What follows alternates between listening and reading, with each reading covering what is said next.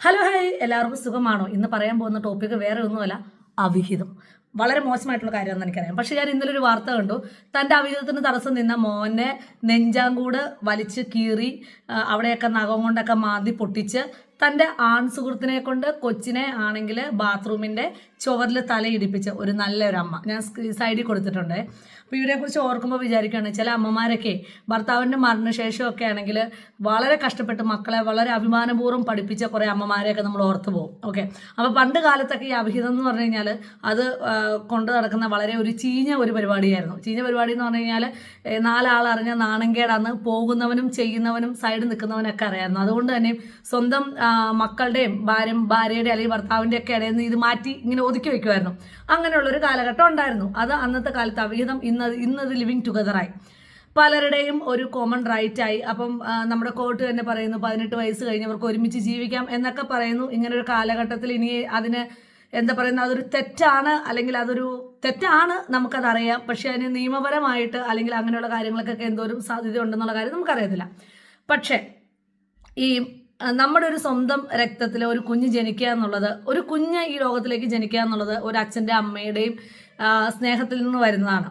Okay, അപ്പം ആ കുഞ്ഞിനെ സംരക്ഷിക്കുക എന്നുള്ളതും അച്ഛൻ്റെയും അമ്മയുടെയും ഉത്തരവാദിത്തമാണ്. അപ്പം ഈ സ്ത്രീ ഇവര് ഭർത്താവിൽ നിന്ന് വേർപിരിഞ്ഞ് ഒരു ആൺ സുഹൃത്തിൻ്റെ കൂടെ ജീവിക്കുകയായിരുന്നു. അപ്പം നമ്മുടെയൊക്കെ കുഞ്ഞുകാലത്ത് സുഹൃത്തുക്കൾ എന്ന് പറയുന്നത് തന്നെ അതിന് ഒരുപാട് വിലയുണ്ടായിരുന്നു. ഇവൻ എൻ്റെ സുഹൃത്താന്ന് ഏതൊരു പെൺകുട്ടിക്കും ആൺകുട്ടിയുടെ ഇവൻ എൻ്റെ സുഹൃത്താന്ന് പറയായിരുന്നു. പക്ഷെ ഇന്ന് ആ സുഹൃത്ത് എന്നുള്ള മനോഹരമായിട്ടുള്ള വാക്കിന് വളരെ അധികം മോശമായിട്ടുള്ള ഒരർത്ഥമാണുള്ളത്. കാരണം ഈ വാർത്തകളിലൊക്കെ അമ്മയുടെ ആൺ സുഹൃത്തായിരുന്നു, അപ്പൻ്റെ ആൺ സുഹൃത്തായിരുന്നു, പെൺ സുഹൃത്തായിരുന്നു എന്നൊക്കെ പറയുമ്പോൾ അതിൻ്റെ തന്നെ ഒരു അർത്ഥം എന്ന് പറഞ്ഞാൽ ഈ അമ്മയുടെ അല്ലെങ്കിൽ അപ്പൻ്റെ അവിഹിതം ആയിരുന്നു. അവിഹിതത്തിലുള്ള ആളെയാണ് ഇപ്പോൾ സുഹൃത്തുക്കൾ എന്ന് പറയുന്നത്. ഓക്കെ, അപ്പം ഇന്ന് ഇപ്പോൾ ഭർത്താവായിട്ട് വേർപിരിഞ്ഞ് കഴിഞ്ഞാൽ പല സ്ത്രീകളും ഇങ്ങനെ ഒരു കാര്യത്തിന് പോകുന്നുണ്ട്. പല സ്ത്രീകളും എന്ന് മാത്രമാണ് ഞാൻ പറയുന്നത്, എല്ലാ സ്ത്രീകളും ഞാൻ പറയത്തില്ല.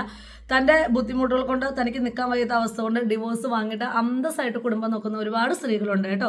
കാരണം അവർക്കൊക്കെ നല്ല കഴിവുണ്ട്. അപ്പം അതായത് ഈ ഒരു സെക്ഷുവാലിറ്റി അല്ലെങ്കിൽ ഒരു ഫിസിക്കൽ റിലേഷൻഷിപ്പ് മാത്രമല്ല, ഒരു ലൈഫ് എന്ന് തിരിച്ചറിയുന്ന സ്ത്രീകളെല്ലാം ഈ പരിപാടിക്ക് പോകത്തില്ല, അല്ലെങ്കിൽ പുരുഷന്മാരെല്ലാം ഈ പരിപാടിക്ക് പോകത്തില്ല. അതിന്മേലുള്ള അന്തസ്സുണ്ടെന്ന് എല്ലാവർക്കും അറിയാൻ പറ്റും. അപ്പം ഇങ്ങനെ പോകുന്നവർ പൊക്കോട്ടെ, കാരണം അവർക്ക് ആരെയും സ്റ്റോപ്പ് ചെയ്യാൻ പറ്റത്തില്ല. പക്ഷെ ഞാൻ വിചാരിക്കുന്നത്, സ്വന്തം കുഞ്ഞിനെ ഏതോ ഒരുത്തം വന്ന് ബാത്റൂമിലേക്ക് തല പിടിച്ച് ഇടിക്കുമ്പോൾ അല്ലെങ്കിൽ അങ്ങനെയൊക്കെ ഓർക്കുമ്പോൾ നമുക്കത് ഭയങ്കര മോശമല്ലേ? അത് തന്നെയല്ല, ഈ ഒരു അമ്മ എന്ന് പറയുന്ന ഒരു സ്ത്രീ അല്ലെങ്കിൽ ഒരു അമ്മ ഒരു കുഞ്ഞിനെ എപ്പോഴും മാതൃകയാവേണ്ട ഒരാളാണ്. അങ്ങനെ ഒരാൾ എങ്ങനെ ഈ മോൻ വീട്ടിലിരിക്കുമ്പോൾ വേറെ ഒരുത്തിനെ വീട്ടിൽ കയറ്റി കൊണ്ടുവരുന്നത്? ഈ 10-12 വയസ്സായി കൊച്ചി ചോദിക്കത്തില്ല. ഇന്നത്തെ പിള്ളേർക്ക് 10 വയസ്സ് കഴിയുമ്പോഴത്തേനും കാര്യങ്ങളൊക്കെ അറിയാം. ഈ 10-12 വയസ്സായി കുട്ടി ചോദിക്കത്തില്ല ഇത് ആരാന്ന്, അല്ലേ? പിന്നെ ഈ ഒരു 12 വയസ്സായ കുട്ടി എന്ന് പറഞ്ഞാലും അവൻ എല്ലാവരും പറയും എന്തിനാ അവൻ നടുക്ക് കയറി കിടക്കാൻ പോയെ? അതെനിക്ക് മനസ്സിലാവുന്നില്ല. പക്ഷെ ആ കുട്ടിക്ക് ഒരുപക്ഷെ അച്ഛനും അമ്മയും വേർപിരിഞ്ഞപ്പോൾ ആ ബ്രോക്കൺ ഫാമിലിയിൽ അമ്മയോടായിരിക്കും അറ്റാച്ച്മെന്റ് കൂടുതലുണ്ടായിരുന്നു കാണുക.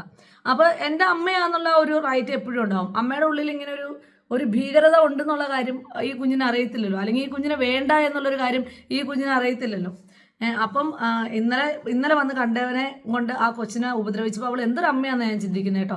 ഇതിനൊക്കെ നമ്മുടെ നാട്ടിൽ നല്ലൊരു മരുന്നുണ്ട്.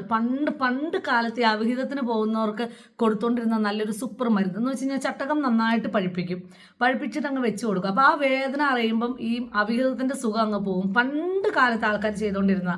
നിങ്ങളുടെ നാട്ടിലൊക്കെ അങ്ങനെ ചെയ്യാറുണ്ടോ എന്ന് അറിയത്തില്ല. ഞങ്ങളുടെ നാട്ടിലൊക്കെ അങ്ങനെ കേട്ടിട്ടുണ്ട്. എൻ്റെ അമ്മയൊക്കെ പറഞ്ഞ് ഞാൻ കേട്ടിട്ടുണ്ട്. ഓക്കെ, അപ്പോൾ എന്ത് തന്നെ ആയാലും അങ്ങനെ ഒരു സ്ത്രീ അല്ലെങ്കിൽ ഒരു പുരുഷൻ വേറൊരു ജീവിതത്തിലേക്ക് വേറൊരു രീതിയിൽ ജീവിക്കാൻ തീരുമാനിച്ചു കഴിഞ്ഞാൽ ഫസ്റ്റ് ആരെയാണ് ആദ്യം സേഫ് ആക്കേണ്ടത്? നമ്മുടെ മക്കളെയാണ്. ഇപ്പം ഈ കുട്ടിയുടെ അച്ഛനറിയാം അമ്മ ഇങ്ങനെയാണ്, അതുകൊണ്ട് തന്നെ ആയിരിക്കില്ല അവർ വേറെ പിരിഞ്ഞത്. അപ്പോൾ അച്ഛനറിയാവുന്ന സ്ഥിതിക്ക് അച്ഛൻ്റെ പൂർണ്ണ ഉത്തരവാദിത്തമാണ് ഈ കുഞ്ഞിനെ സേഫ് ആക്കുക എന്നുള്ളത്. ഇപ്പം നമുക്ക് ഒരുപാട് കാര്യങ്ങൾ അറിയാം. എന്താ പറയുന്നത്, സൗമ്യ എന്തിനാ കുഞ്ഞിനെ ആ വീട്ടിലുള്ളവരെയൊക്കെ കൊന്നത്? അവിഹിതത്തിന് വേണ്ടി. അതായത് ആ ഒരു ഫിസിക്കൽ സുഖം മാത്രമാണ് ലൈഫ് എന്ന് കരുതുന്ന ആ സൗമ്യയ്ക്ക് അവരെയൊക്കെ കൊന്നു കളയേണ്ടി വന്നു. അങ്ങനെ പല എക്സാമ്പിൾസും നമുക്കറിയാം. അതായത് കാമുകൻ്റെ കൂടെ കൂടെ പോകാൻ വേണ്ടി കുഞ്ഞിനെ കൊല്ലുന്നു. ഇതൊക്കെ ഒരു ഒരു ഒരു ക്ഷണ നേരത്തേക്കുള്ള ഒരു സുഖം മാത്രമാണ് ഇവർക്ക് ആർക്കും അറിയത്തില്ല. ഇനി അത് മനസ്സിലാക്കാതെയും ഇത്തരത്തിലുള്ള മോശം ബന്ധങ്ങൾക്ക് പോകുമ്പോൾ നിങ്ങളുടെ മക്കളെ അറ്റ്ലീസ്റ്റ് നിങ്ങളുടെ മക്കളെ സേഫായിട്ട് ഒരു സ്ഥലത്ത് ഏൽപ്പിക്കാനുള്ള ഒരു മനസാക്ഷി, അതായത് ഹൃദയത്തിൻ്റെ ഉള്ളിൽ നമ്മളൊക്കെ മനുഷ്യരല്ലേ, മനുഷ്യന് മാത്രമുള്ള ഒരു സാധനമാണ് മനസാക്ഷി.